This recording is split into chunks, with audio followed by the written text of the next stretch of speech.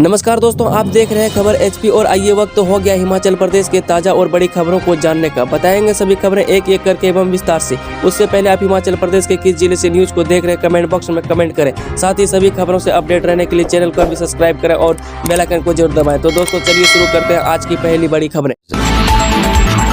Water cess OPS में केंद्र का अड़ंगा, एनपीएस का पैसा न लौटाकर पुरानी पेंशन रोकने का प्रयास। शिक्षा मंत्री रोहित ठाकुर ने कहा कि केंद्र सरकार वाटर सेस और ओपीएस में अड़ंगा फंसाने का काम कर रही है। वह केंद्रीय मंत्री अनुराग ठाकुर इसका खुलासा खुद कर चुके हैं। उन्होंने कहा कि अनुराग ठाकुर ने एनपीएस के 9,000 करोड़ रुपये वापस न करने की बात कही है। इससे ओल्ड पेंशन को लागू करने से रोकने के प्रयास किए जा रहे हैं। वही मीडिया से बातचीत करते हुए शिक्षा मंत्री रोहित ठाकुर ने कहा कि प्रदेश में आय बढ़ाने के लिए राज्य सरकार ने वाटर सेस योजना को लॉन्च किया है, लेकिन केंद्र सरकार अब इस योजना का भी विरोध कर रही है। बता दें कि वाटर सेस लागू करने से पूर्व रोकने के प्रयास किए जा रहे हैं। हिमाचल में तबादलों पर पूरी तरह रोक, सिर्फ मुख्यमंत्री की मंजूरी पर ही होगा ट्रांसफर, निर्देश जारी। हिमाचल प्रदेश में जनजातीय, दुर्गम और कठिन क्षेत्रों के लिए तबादले से प्रतिबंध हटा दिया गया है। यानी कि जनजातीय, दुर्गम और कठिन क्षेत्रों में रिक्तियों को भरने के लिए यह प्रतिबंध हटा दिया गया है। वही सेवानिवृत्त, पदोन्नति और नए पदों के सृजन के मामलों में भी यह बैन नहीं होगा। वही अनुशासनात्मक, विजिलेंस मामलों, आपराधिक कार्रवाई के बाद भी तबादले किए जा सकेंगे। बता दें कि प्रशासनिक आधार और आवश्यक मामलों में भी तबादले होंगे।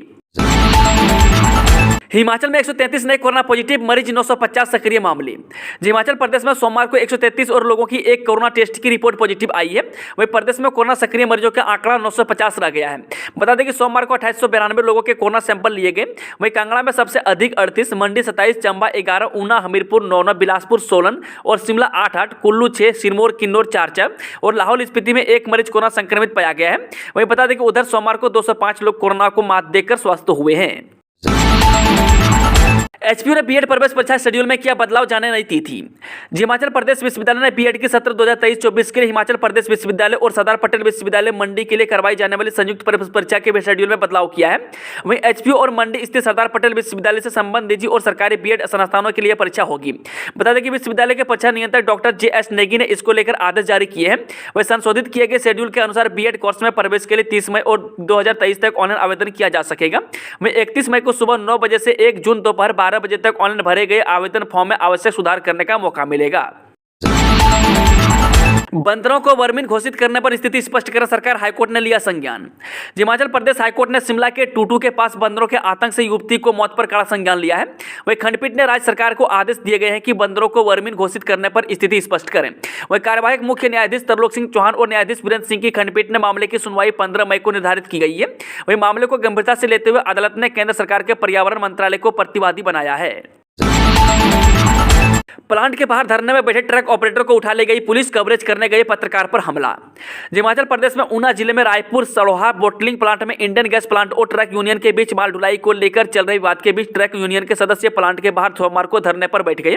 इस दौरान माहौल तनावपूर्ण रहा। हालांकि बाद में धरना प्रदर्शन कर रहे महत्वपूर्ण ट्रक यूनियन के पदाधिकारियों और ट्रक ऑपरेटरों को जबरदस्ती गाड़ियों में बैठाकर पुलिस ले गई। वहीं बाकी ट्रक ऑपरेटरों को तितर बितर कर दिया गया। बता दें कि इस दौरान भारी पुलिस बल तैनात रहा। वहीं गैस कंपनी और ट्रक यूनियन के बीच माल ढुलाई को लेकर हुए करार की मियाद 30 अप्रैल 2023 को खत्म हो गई है। इस संबंध में हाईकोर्ट ने भी आदेश जारी किए हैं।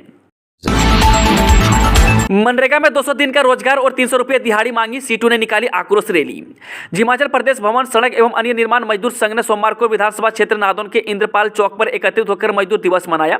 कार्यक्रम में सीटू के राष्ट्रीय अध्यक्ष डॉक्टर कश्मीर सिंह ठाकुर ने बतौर मुख्य अतिथि शिरकत की। बता दें कि इस दौरान श्रमिक संघ के सैकड़ों कार्यकर्ताओं ने सरकार के खिलाफ रैली निकालकर जमकर नारेबाजी की।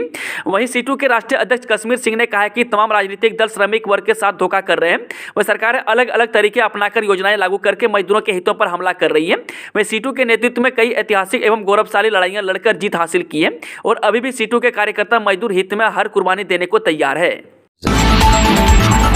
विजय चौधरी बोले, मधुमेह, उच्च रक्तचाप, मोटापा की रोकथाम में आयुर्वेद कारगर। राजीव गांधी राजकीय स्नातकोत्तर आयुर्वेदिक महाविद्यालय पपरोला में आयुष हेल्थ एंड वेलनेस केंद्रों में कार्यरत आयुष चिकित्सा अधिकारियों के खिलाफ 6 दिवसीय प्रशिक्षण का शुभारंभ प्रिंसिपल विजय चौधरी ने किया। बता दें कि प्रोफेसर चौधरी ने बताया कि आधुनिक युग में गैर संचारी रोगों मसलन मधुमेह, उच्च रक्तचाप, मोटापा आदि बढ़ते जा रहे हैं तथा इन लोगों की रोकथाम में आयुर्वेद कारगर है। हिमाचल केंद्रीय विश्वविद्यालय में प्रवेश के लिए 5 मई तक पंजीकरण।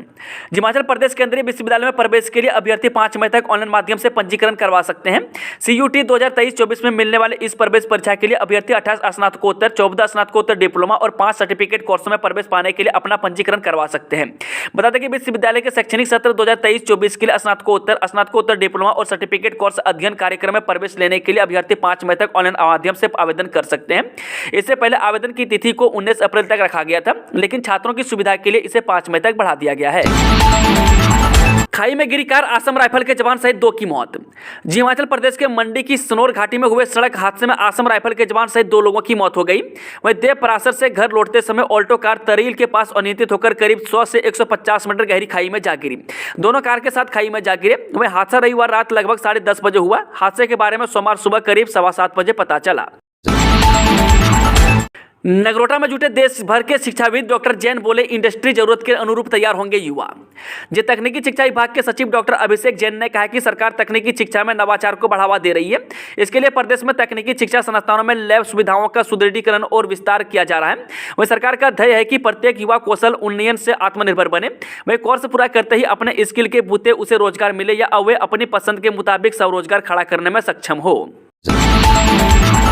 कीरतपुर नेरचौक फोरलेन पर जून से लगेगा टोल टैक्स, डिजिटल और नगद भुगतान की सुविधा। जी, कीरतपुर नेरचौक फोरलेन शुरू होने पर वाहन चालकों को जेब ढीली करनी पड़ेगी। वही जून से इस फोरलेन पर टोल टैक्स वसूली शुरू हो जाएगी। वही पंजाब के मोड़ा में टोल चुकाने के बाद ही फोरलेन पर वाहन आगे जा सकेंगे। इसके बाद मंडी और बिलासपुर की सीमा पर बलोह में दूसरा टोल प्लाजा होगा। वही टोल पर डिजिटल और नगद भुगतान करने की सुविधा होगी। बता दें कि फोरलेन पर दोनों टोल प्लाजा का काम करीब पूरा हो चुका है। ये टोल प्लाजा 7 लेन के होंगे।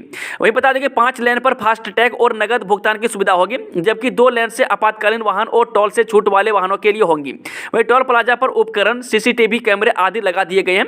वही टोल पर टैक्स वसूलने के लिए NHAI दिल्ली से ही टेंडर करेगा। इसके बाद टोल टैक्स की दरें भी तय होगी। इसकी प्रक्रिया भी शुरू हो चुकी है। वही सबसे आम यह है कि शिमला से हमीरपुर की ओर जाने वाले वाहनों की इस फोर लेन पर कोई टोल नहीं देना होगा। DMR में मशरूम से बने सभी उत्पाद 5 से 10% होंगे महंगी। जे बाजार में मशरूम के दामों में 50% तक उछाल के बाद मशरूम निदेशालय सोलन ने भी इसके दाम 20 रुपये बढ़ा दिए हैं। पहले जहां बटन मशरूम 80 रुपये प्रति किलो मिलती है, अब यह 100 रुपये कर दी गई है।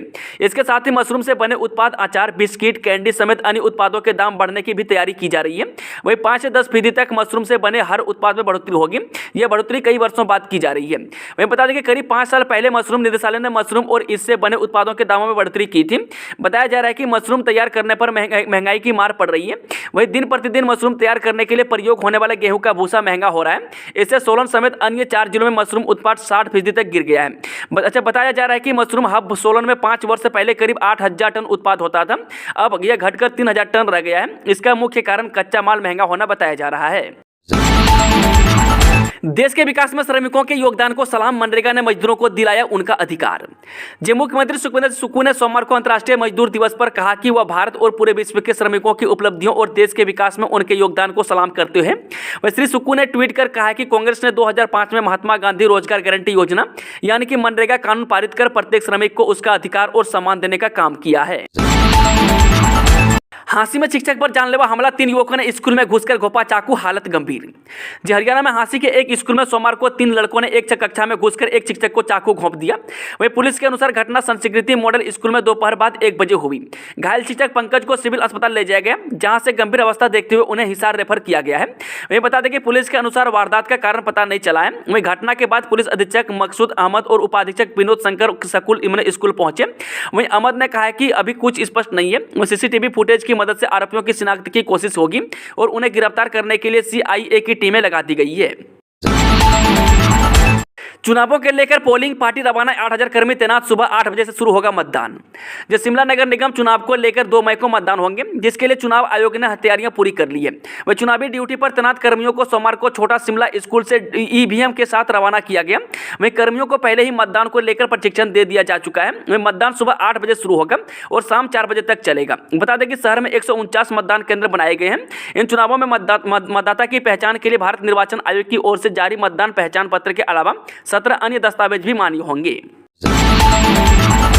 खनन माफियाओं पर चलेगा प्रदेश सरकार का डंडा, अवैध खनन पर कसेगी नकेल।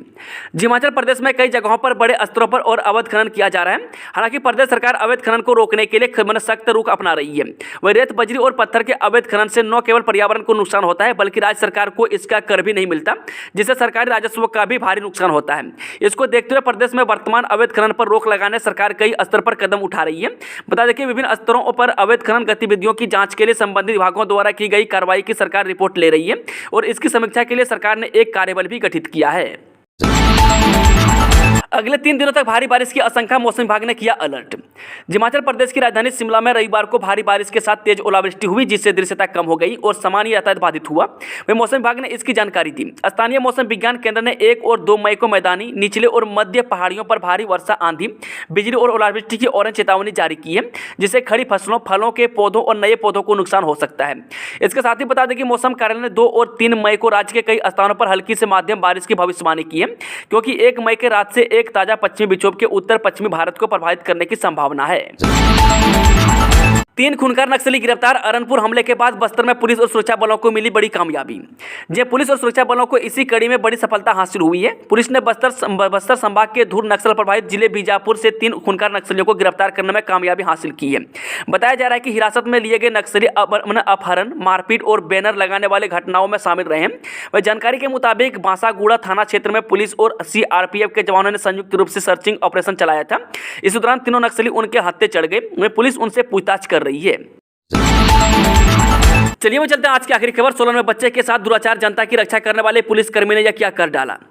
सोलन शहर में पुलिसकर्मी द्वारा एक बच्चे के साथ दुराचार का मामला सामने आया है, जिसे खाकी शर्मसार हो गई है। वही जानकारी के अनुसार बच्चे के साथ दुराचार को अंजाम देने वाले पुलिसकर्मी ने कुछ समय पूर्व वॉलंटियर रिटायरमेंट ली थी। वहीं बता दें कि मामला चौहार पार्क के समीप का है। पुष्टि करते हुए पुलिस अधीक्षक वीरेंद्र शर्मा ने बताया कि इस संदर्भ में पॉक्सो एक्ट के तहत सेक्शन 8 और 12 के तहत मामला दर्ज कर आगामी कार्रवाई अमल में लाई जा रही है। दोस्तों, आज की खबरों का सिलसिला समाप्त होता है। अगर जानकारी पसंद आई तो वीडियो को लाइक, शेयर, चैनल को सब्सक्राइब जरूर करें।